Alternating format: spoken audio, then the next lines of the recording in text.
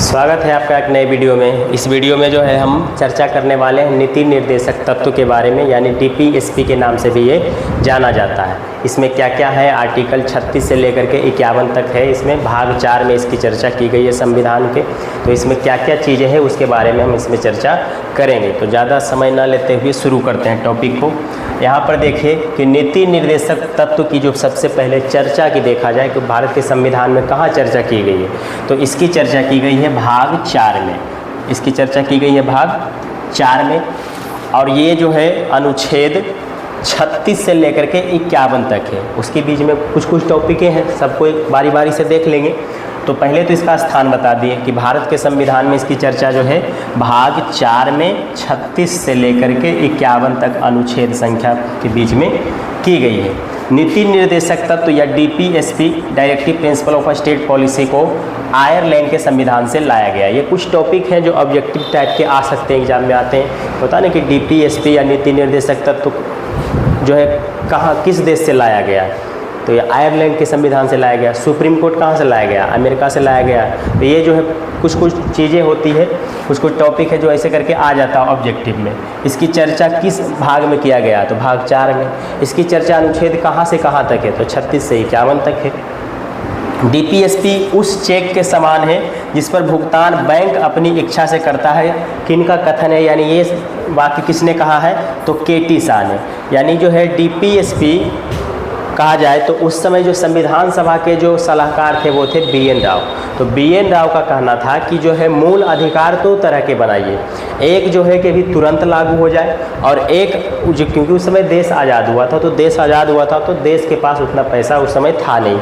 तो एक जो है ऐसा मूल अधिकार जो तुरंत लागू हो, और एक जो है जब देश संपन्न हो जाए या अपने अपना राज्य जो है संपन्न हो जाए तो अपने राज्य में धीरे धीरे लागू कर देगा। तो ये जो है इसे जो है मौलिक अधिकार 1-2 के नाम से ना जान करके इसे जो है नीति निर्देशक तत्व के नाम से जाना गया। और इसे जो है कहा गया कि राज्य जो है अपने सक्षम के अनुसार, जब वो लगेगा कि हम सक्षम हो गए हैं, हमें अपने नागरिकों को ये सुख सुविधा देनी चाहिए, तब उसे लागू कर देगा।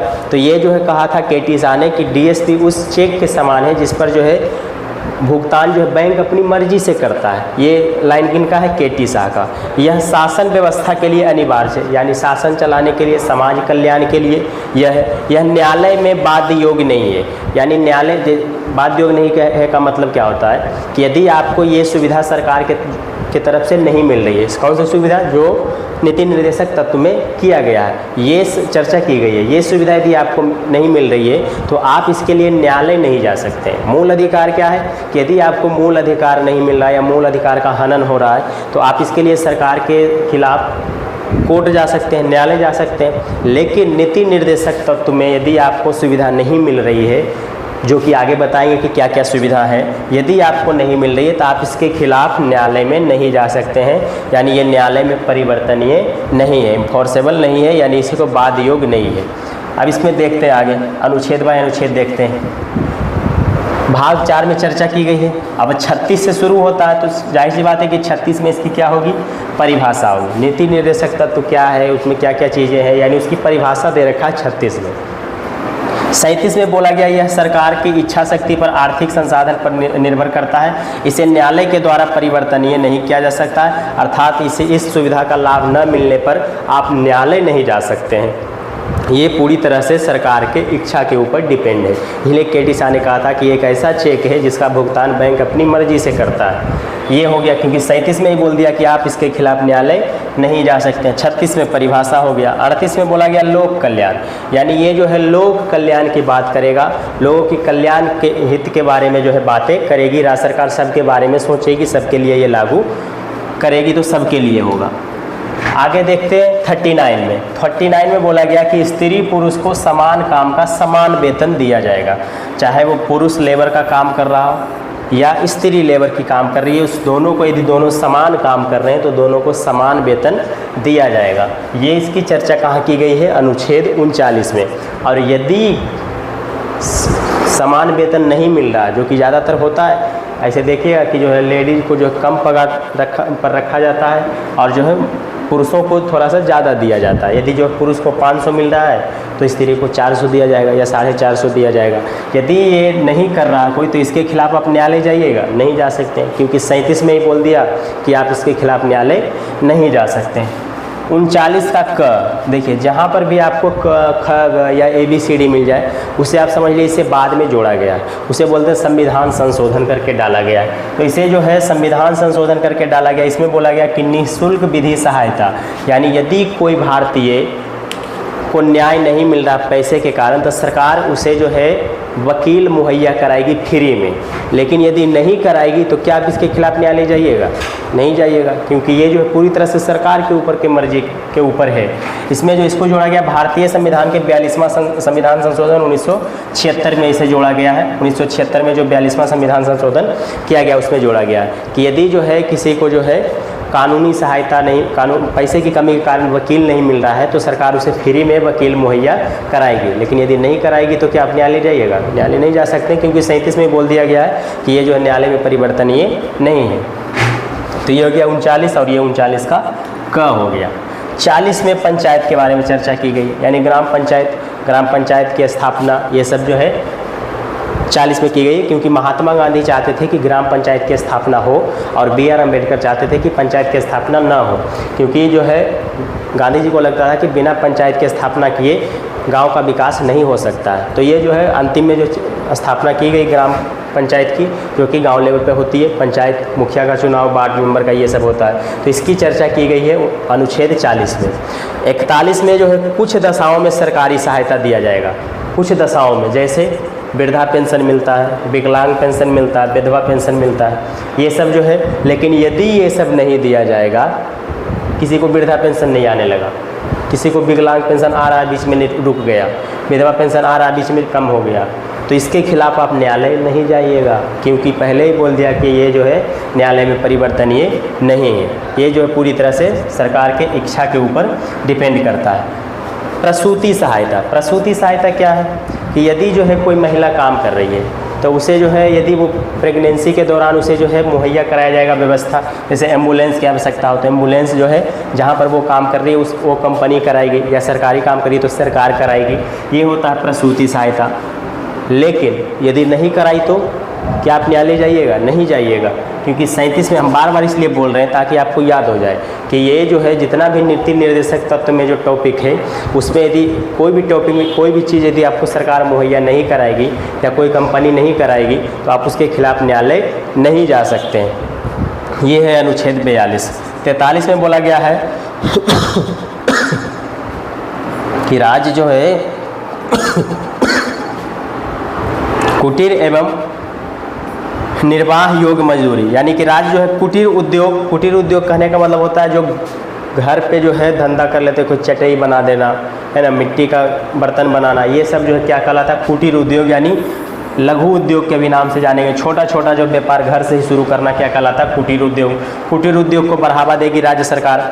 और निर्वाह योग्य मजदूरी के इतना मजदूरी दिया जाए ताकि उसका जो है जीवन यापन हो जाए। ऐसा नहीं कि जो है अब मान चलो आज के समय में कम से कम मजदूरी 500 होना ही चाहिए डेली का। यदि 500 नहीं मिलेगा तो फिर दिक्कत है, क्योंकि महंगाई भी तो है।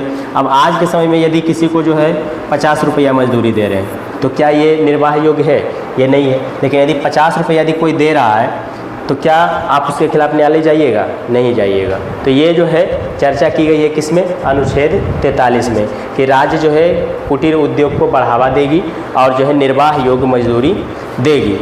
अनुच्छेद 44 में समान सिविल संहिता, यानी जिसे हम UCC के नाम से भी जानते हैं, UCC के बारे में चर्चा सरकार जो है बराबर मतलब रहता है टॉपिक करेंट में न्यूज में कि UCC सरकार लाएगी, क्या है UCC के बारे में हम जो यहाँ पर डिटेल से चर्चा किए हैं, एक वीडियो बनाए हैं कि UCC क्या है, UCC आने के बाद क्या बदलाव होंगे, क्या है यूनिफॉर्म सिविल कोड, इसी को हिंदी में बोलते हैं यूनिफॉर्म सिविल कोड।